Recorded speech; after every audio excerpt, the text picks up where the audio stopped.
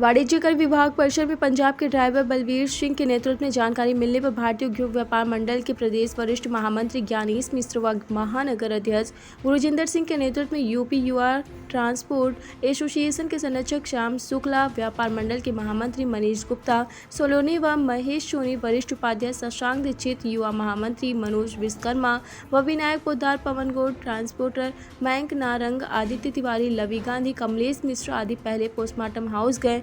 वहां पर ड्राइवर के परिजनों के न मिलने पर वाणिज्य कर विभाग के कार्यालय पहुंचे। अपर आयुक्त ग्रेड 1 GS बोनाल, अपर आयुक्त ग्रेड 2 विजेश मिश्र आदि अधिकारियों से उनके कार्यालय में वार्ता में दोषी अधिकारियों को खिलाफ बर्दाश्त करने की कार्रवाई व जांच करने, किसी भी पकड़ी गई गाड़ियों को 24 घंटे में छोड़े जाने, कार्यालय में ड्राइवरों के लिए सुविधा युक्त आराम गृह बनाने, ड्राइवरों के मोबाइल छीन कर बंद न करने आदि मांगों पर 2 घंटे तक जोरदार हंगामा हुआ। 2 घंटे तक चले हंगामे के उपरांत अधिकारियों के आश्वासन पर कार्यालय से चले गए। वहीं पर परिजनों की आने की जानकारी मिलने पर पोस्टमार्टम हाउस पहुंचे और यूपी मोटर ट्रांसपोर्ट एसोसिएशन के अध्यक्ष अजय कपूर, महामंत्री मनीष कटारिया, पूर्व अध्यक्ष विमल शुक्ला, रामू और मंत्री यतीश सिंह आदि कई ट्रांसपोर्टरों के साथ पोस्टमार्टम होने के उपरांत ड्राइवर के शव को लेकर वाणिज्य कर विभाग लखनपुर पहुंच गए और शव को अंदर कार्यालय में रखकर हंगामा हुआ। कार्यालय में ही कल्याणपुर पुलिस के आ जाने पर ड्राइवर के बेटे गोविंद की तरफ से 3 अधिकारियों, अपर आयुक्त ग्रेड 2 महेंद्र विक्रम सिंह, संयुक्त आयुक्त पारसनाथ यादव व अमित मोहन के खिलाफ धारा 302 के तहत FIR करवाई गई।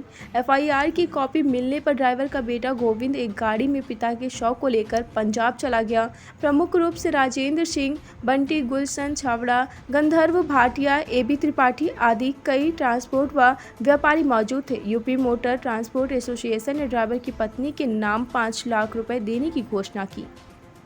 टुडे इंडिया लाइव न्यूज़ से पंकज अवस्थी की खास रिपोर्ट। मैटर ये है कि गाड़ी फ्राइडे के नाइट को लगभग रात के 2 बजे के करीब ये गाड़ी पत्रों के आधार पर कुछ अनियमितताएँ पाई गई थी। उस अनियमितता के आधार पर ये गाड़ी कैंपस में लाया गया और अधिकारी के हैंडओवर किया गया।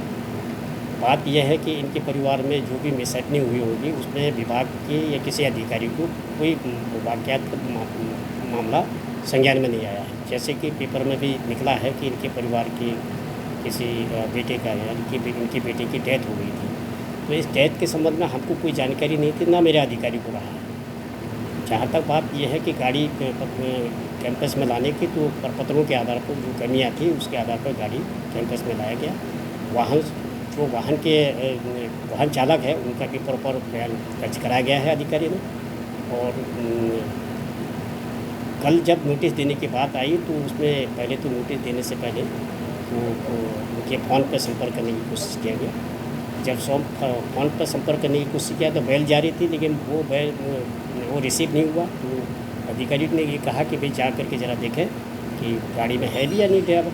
जब उन्होंने सेवक गया, उन्होंने नॉक किया तो देखा कि कई बार नॉक करने के बाद भी कहीं से रिस्पॉन्स नहीं आया। तो उन्होंने खिड़की खोला, तो जब खिड़की खोला होगा तो ड्राइवर अचेत अवस्था में पाया गया।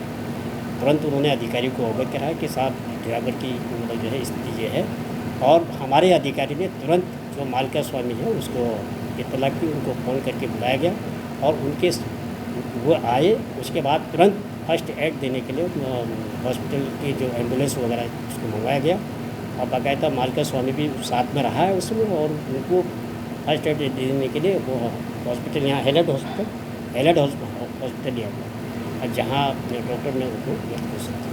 सर, अभी परिवार के लोगों से बात हुई है, उनका साफ तौर पर कहना है कि मेरे उनके जो लड़के हैं तो उन्होंने बताया कि पिताजी से बात हुई थी। जब उनके बेटे की मौत की खबर उनको बताई गई तो वो कानपुर से पंजाब आ रहे थे। इस पूरे मामले में जब उनको रोका गया, उनकी संरक्षक अधिकारियों ने पूछताछ करी तो उसने अपनी पूरी बात उनसे बताई।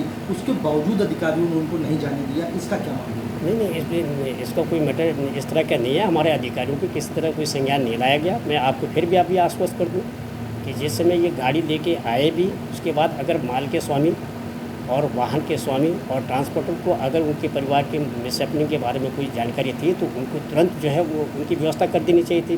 ड्राइवर को हमने डिटेन नहीं किया। हमारे अधिकारी ने केवल जो है माल और गाड़ी डिटेन किया, न कि ड्राइवर को डिटेन किया।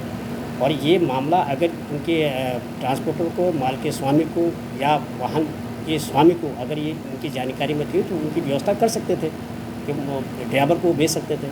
यहाँ तक कि अगर अधिकारी के संज्ञान में या मेरे संज्ञान में भी अगर ये मैटर आता तो मैं निश्चित तौर पर उसको मैं टैक्सी से भिजवा देता घर कि आप जाइए पहले अपने परिवार में। लेकिन इस तरह का कोई मामला हमारे संज्ञान में नहीं है, ना हमारे परिवार का कहना है कि जिस समय गाड़ी पकड़ी गई थी उस समय उनका मोबाइल भी छीन लिया गया था। इसमें कहाँ तक सत्यता मानी? लेकिन मोबाइल छीन लिया गया है इस तरह का कोई वाक़यात हमारे सामने नहीं है और ना इस तरह की कोई खबर हमारे पास है। लेकिन जिस तरह की प्रिंट मीडिया में जो खबरें छपी है, कई खबरें भ्रामक है, उसमें जो हमारा स्टेटमेंट जो हमने स्टेटमेंट दिया था उस स्टेटमेंट को भी उन्होंने हाईलाइट नहीं किया है। और कुल मिला के जो बाहर की जो भी चीज़ें उन्होंने सुनी है वही चीज़ उन्होंने छापी। बृहस्पतिवार को एक गाड़ी रात में पकड़ी गई। जीएसटी विभाग के 2 जॉइंट कमिश्नर ने गाड़ी पकड़ी, उसको ले आए, उसमें कागज़ पूरे सही थे, ई-वे बिल था और बाद में कल नोटिस दी गई कि साइन डिफ़र कर रहा है। 3 दिन तक खड़ी रखी गई। जो ड्राइवर था उसका बेटा बुधवार को उसकी डेथ हो गई थी। वो गिड़गिड़ाता रहा, कहता रहा। अधिकारियों का कहना है कि हमारे तक तो बात नहीं पहुंची। वहाँ जो नीचे लेवल के कर्मचारी हैं, सिपाही हैं, उनसे उसने कहा कि मेरे बेटे की डेथ हो गई है। हर ड्राइवर या हर व्यापारी बड़े अधिकारियों तक नहीं पहुँच पाता है। वो अपनी बात कहता रहा और उस सदमे में उसकी कल डेथ हो गई सुबह और उसको हॉस्पिटल ले जाएगा, हाईलाइट वहाँ मृत घोषित कर दिया गया।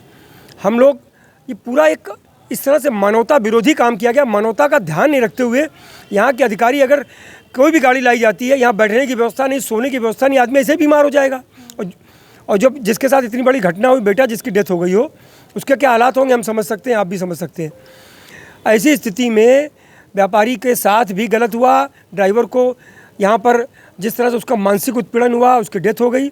हम लोग आज यहाँ पर आए हैं, ये मांग करी कि व्यापारी की गाड़ी छोड़ी जाए। सबसे पहले तो उस ड्राइवर को मुआवजा दिया जाए और अधिकारी जो दोषी हैं, जो 2 अधिकारी जो गाड़ी पकड़ के लाए थे और जिन तक सूचना मिली, वहाँ पर जो सिपाही थे कि मेरा बेटे की डेथ हो गई, जिसको सूचना दी ड्राइवर ने, उन सब के खिलाफ दंडात्मक कार्रवाई होनी चाहिए।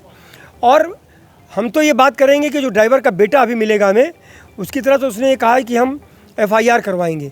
अगर वो तैयार होता तो FIR भी उन अधिकारियों के खिलाफ होगी। तो ये जो 2 डिमांड हमारी हैं कि ड्राइवर को मुआवजा दिया जाए विभाग की तरफ से, और दूसरा जो अधिकारी दोषी हैं, 2 जॉइंट कमिश्नर और जिस सिपाही तक या नीचे के कर्मचारी तक बात पहुंची है कि मेरा बेटा की डेथ हो गई है, उनके खिलाफ भी सख्त कार्रवाई होनी चाहिए। उनको बर्खास्त किया जाना चाहिए, जो बड़ी से बड़ी कार्रवाई हो सकती है, क्योंकि पूरा कानपुर आज इस घटना के प्रति आक्रोशित है। यहाँ पर आपने देखा होगा बहुत लोग आक्रोशित थे, मीडिया के लोग भी आक्रोशित थे। तो ये हम लोग यहाँ बात करके अपनी जा रहे हैं। अभी हम लोग पोस्टमार्टम हाउस जा रहे हैं, उनके परिवार के लोग आ चुके हैं। परिवार के लोगों के साथ हमारी संवेदनाएं हैं। वो जो डिमांड करेंगे उनकी डिमांड में हम उनके साथ हैं।